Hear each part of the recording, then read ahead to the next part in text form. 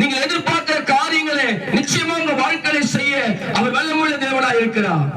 நாங்களும் ஆண்டவரை அறியாத காலங்களிலே என் வாழ்க்கையிலே சமாதானம் இருக்காதா, சந்தோஷம் இருக்காதா, நிம்மதி இருக்காதா, என் தேவைகள் சந்திக்கப்படாதது அநேக வருஷங்கள் ஆண்டவர் அறியாத காலத்திலே நாங்கள் வாழ்ந்து கொண்டிருந்தோம்.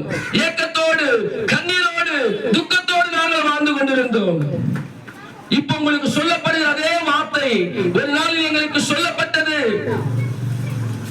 அந்த வார்த்தையை கேட்டு என் மனைவிக்கு தெரியாமல் நான் செய்த பாவங்கள் இருந்து, என் மனைவிக்கு தெரியாத நான் செய்த பாவம், என் பிள்ளைகளுக்கு தெரியாத நான் செய்த பாவம், ஆனால் என் பாவத்தை நான் ஆண்டவராகிய இயேசுவிடத்திலே நான் அறிக்கை செய்த போது நான் எதிர்பார்த்த நிம்மதி